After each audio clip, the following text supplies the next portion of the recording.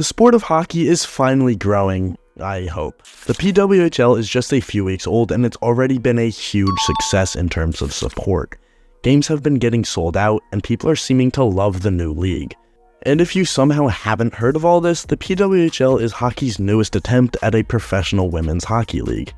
Now I say their newest attempt because this has been tried many times before. The first real big moment in women's hockey came in 1990 with the first PWHL World Women's Championship. The tournament got a lot of attention worldwide, and the final game brought in 9,000 fans to the arena and had over 1 million people watching on TV. The women's Canadian team, who usually wears red and white, actually wore pink and white uniforms for a change, and in the end that Canadian team took home gold.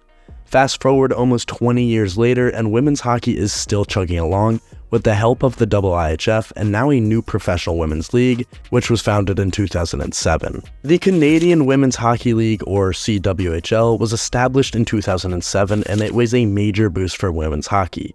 It provided a platform for female players to compete professionally and it helped increase the sport's popularity. The league also highlighted the need for gender equality in sports, focusing on better pay and more media coverage for women. With teams from Canada and the US and China, it contributed to the global spread of women's hockey. While the CWHL was eventually falling off, the National Women's Hockey League was established in 2015. In its early years, the NWHL faced financial struggles, including a significant salary cut for players in 2016, which cut players' salaries by 50%. However, the league saw positive developments through partnerships with NHL teams like the New Jersey Devils and the Boston Bruins. In 2019, after the CWHL shut down, the NWHL expanded into Canada, backed by the NHL. Players who were unhappy with inadequate salaries and no health insurance formed the PWHPA and boycotted the league. The NWHL faced team ownership shifts and financial struggles and introduced a revenue-sharing model. Now, the league was rebranded into the Premier Hockey Federation. The league raised its team salary cap to $300,000 for the 2021-2022 season and sold all league-operated teams to private owners. In the 2022-2023 season, the cap increased again to $750,000, with players receiving full healthcare and equity. The league then expanded into Montreal and planned to raise the cap to $1.5 million for the 2023-2024 season before they were bought by the Mark Walter Group. And this Mark Walter Group is now the same group that owns the newly founded PWHL.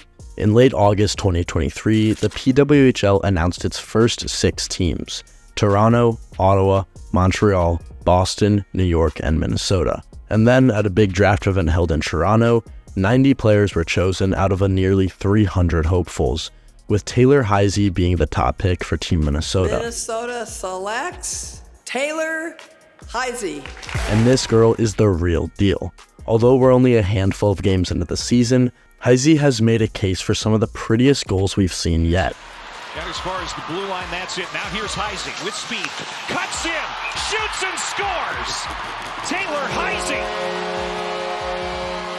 Second goal of the year, and it's 1-0 Minnesota.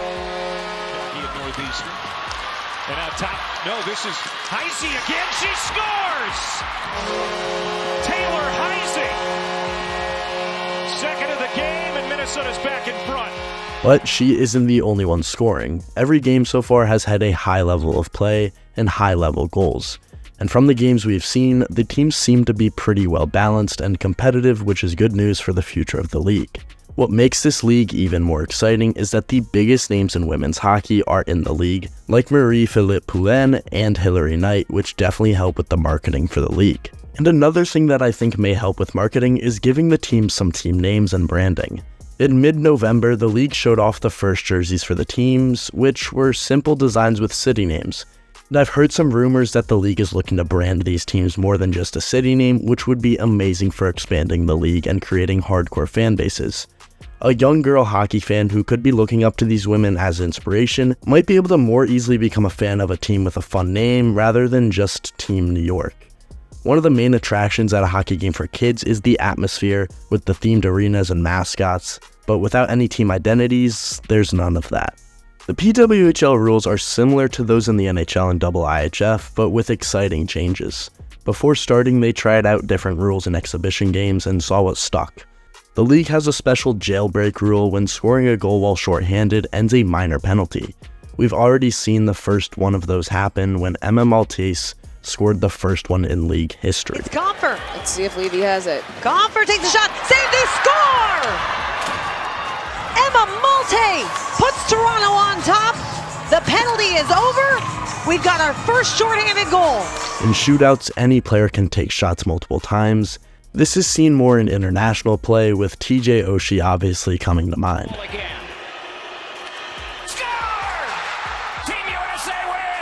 The league also uses a different point system, giving 3 points for a win in regulation, 2 points for a win in overtime or shootout, and 1 point for an overtime loss or a shootout loss.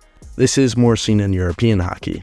All of these rule changes seem pretty standard, except for the jailbreak rule, which I think is very cool. I think it'd be a super interesting rule to see how it would play out in the NHL. It forces the penalty kill to be way more aggressive and maybe even put more offensive players out on the ice. I mean, imagine an Oilers penalty kill with McDavid and Draisaitl cooking up, or even a Tampa Bay PK with Kucherov and Point on the ice. Obviously, it's a long shot for the NHL to adopt this rule, but it's fun to think about. And one more great rule change is that the PWHL actually allows body checking. This rule was added after players asked for it, and it has not disappointed. The games are a lot easier to get invested to when these teams are going after each other and actually starting to get physical. Another thing that is a lot different than other women's leagues is the pay. The pay for these women's is actually very good. Under the collective bargaining agreement between the PWHL and the PWHL Players Association, but to put things in perspective, the average salary of $55,000 per year is about what Nathan MacKinnon makes every single period. Regardless, it is much better pay than women's leagues before. Before the season started, the PWHL announced deals with several big networks in Canada like TSN, Sportsnet, and CBC, and said that all games would be streamed on YouTube as well for people outside of Canada. This is going to be absolutely huge for the growth of the league. Because YouTube is pretty much accessible from anywhere in the world, that means there are no limits to how many people can watch these games live. And this has been proven on every PWHL livestream, as they consistently get over 100,000 views on every game. And the support doesn't just stop there. When Minnesota staged its home opener on January 6th, they shattered the attendance mark by drawing 13,316 fans to the Xcel Energy Center to witness a 3-0 shutout victory over Montreal. For a quick comparison, that's more than the 2023 average attendance for some NHL teams like the Sharks, Coyotes, and Jets. And this is exactly why I think this league will be more of a success compared to a previous women's league: the support it's receiving. With the impact that the media has on our world today, it's a lot easier to support something you care about from the comfort of your own home. The PWHL already has seen so much support from fans that I see no reason why this league shouldn't succeed.